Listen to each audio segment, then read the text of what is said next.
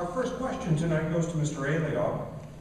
Can you discuss your position on efforts to revitalize North Union Street and the downtown shopping district? Yes. This has been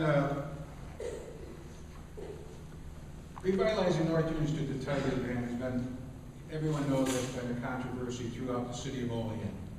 And the controversy, I don't think is to revitalize North Union Street, but what is going on with the revitalization.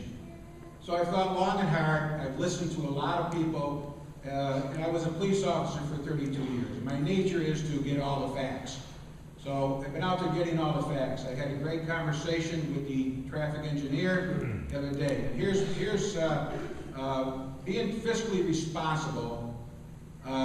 Here's what I've come up. How can we say, boy, we got $6.5 million here.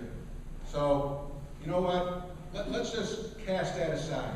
We don't want that. But yet, over here, we're going to ask you, the taxpayers, to come up with $5 million, is what has been projected, $4 to $5 million, to redo North Union Street to just infrastructure and light poles and sidewalks. So, you know, how can we do that? We can't. So we have to accept this grant, and we have to do the best we can with North Union Street. There's been a lot of things going on. The diagonal back-end parking, that seems to be one of the major issues. And the traffic engineer said that's out. Okay, they can change the lines very easily and put that back into perspective. Okay, so you drive in. The lanes and south. Nowhere in the grant, and this is what he told me, doesn't say you can't have 4 lanes of traffic. Okay? But the difficulty would be with the roundabouts, having a 2-lane roundabout. So the 2 lanes is the best option. There will be a wider lane. You'll have a bicycle lane. You'll have another 2-foot lane before the median, and the median will be smaller. So our concerns about the safety and all that are not there. So then I'll talk more in a little bit. Thank you. And we do want to remind everybody that the candidates in their closing remarks will be able to wrap up any business that they thought wasn't finished during the question. Thank you, Mr. Olean. Ms. Witt, the question was, different question. Can you discuss why not changing North Union Street would harm Olean? Status quo isn't working. Excuse me? I said status quo isn't working, so can I answer the original? Sure. Okay. As you all know, we've had many public hearings. We've had outreach hearings. We have a steering committee that has met several times. This has been ongoing for several months. This isn't something that just came out in the last week or two. As far as the money, we were giving $6.5 million for the Tiger Grant, which is one out of over 500 grants that were asked for. There were only 52 that were given out, and we were lucky enough to receive it. Olean has never received that much money, grant money before. In addition to that, we still have $600,000 in our North Union Street budget, which was from a grant that we received 2 years ago from the Western Regional Economic Development Council. So if you total those two together, it's $7.5 million. So the total project for North Union Street, if you're to do the infrastructure, the lights, the whole project, basically comes to over $8 million. The $4 million would just be sewer, water. It would even disconnect a lot of the downspouts, which is another problem. So the math is a little different than what was pointed out. Our matching fund is $1.5 million, which we already have. We have in our surplus, and we have it in our water and sewer contingency. So that's already taken care of. I guess my view is, why shouldn't we do it? I think, someone said in a letter to the editor, and many businesses support this, what if it does work? And I think as you leave here tonight, why don't you think about that instead of all the negative reasons why we shouldn't do it? Thank you.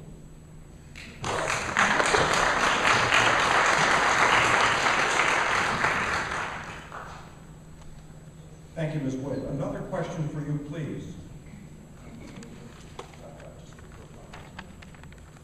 I'm sorry, I apologize to Ms. Ray. You have 2 minutes to respond to her comments. I'm sorry, I apologize to both of you. The public hearings was a great idea, and it worked out very well. I'm very disappointed with the number of people who attended those public hearings. When I was there a couple of weeks ago, the last public hearing was at JCC on a Saturday, and at that time, I was told by Jeff Belch from Solar Epoxy that 180 people have attended the public hearing so far. You know, think about that.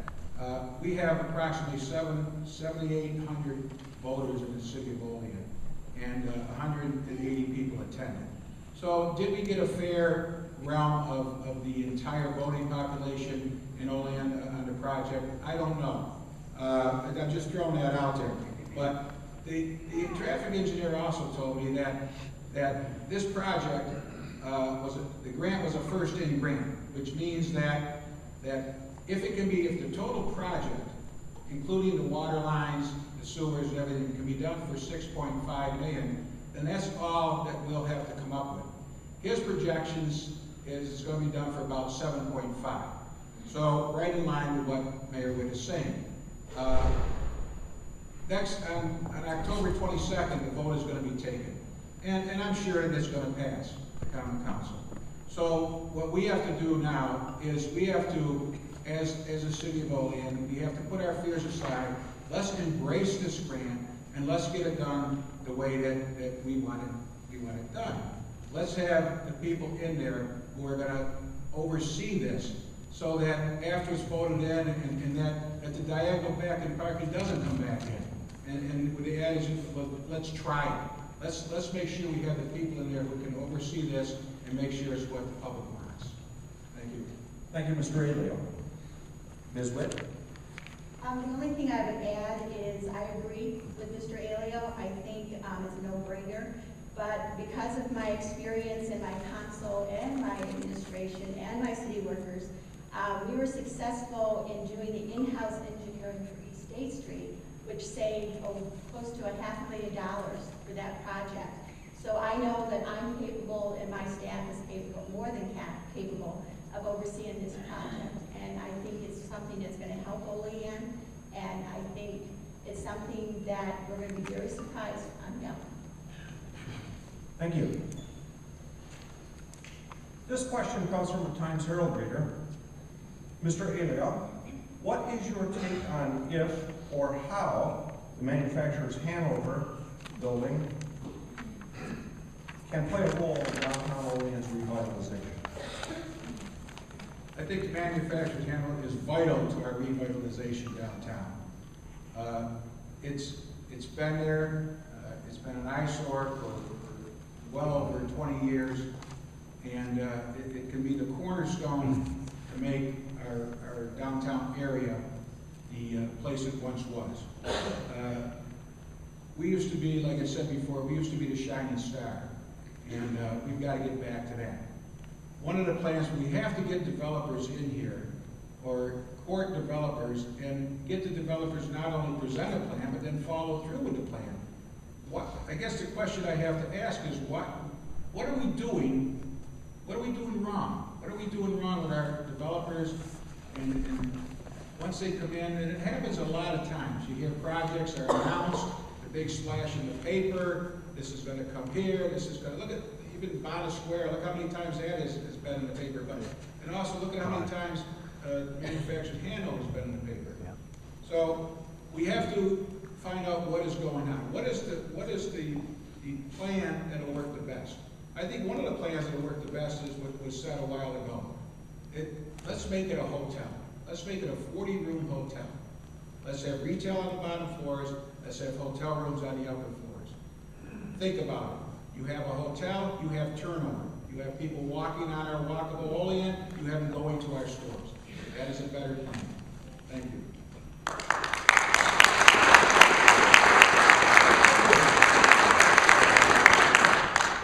Thank you, Mr. Ailio. Ms. Witt, the question focused on the manufacturer's Hanover building and the role it can play in revitalizing downtown. Thank you.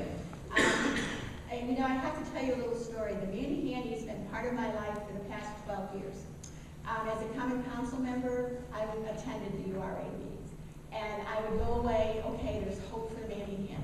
As a county legislator, I felt it was my job to keep up with what was going on in the city. So I attended those URA meetings faithfully because as a representative from Olean, I had to know what was going on in my city. And for 6 years, there was hope. And I kept thinking, okay, we're getting there, we're getting there. Two gentlemen that we all know, Mr. Palladino and Mr. Mignano, had that building for 12 years. Nothing happened to it. And like many developers, and this isn't a bad or good thing, they waited to have money come to them. You know, one of the things that I've been told by developers is you never use your own money, you use somebody else's. Well, that was their philosophy. And the end result was a building that wasn't taken care of, that young people broke into and destroyed the infrastructure. There was no security, and it was very sad. So the last 4 years, I'm part of the URA, and you know, we started out kind of giggling because everyone looked at me and they knew me because I had been coming to the meetings. And I said, please don't tell me we're going to take another 10 years to get something done here. Unfortunately, every time you have a developer come in, they come in with an idea, and the last developer, they had a good idea, but they were relying on tax credits, they were relying on state money, they were relying on other things to help them develop the building. And I think that gave us false hope. So in the end, they walked away. Now, recently, because of the Tiger Grant, because of the talk of restoring downtown, there is more interest in the Manningham.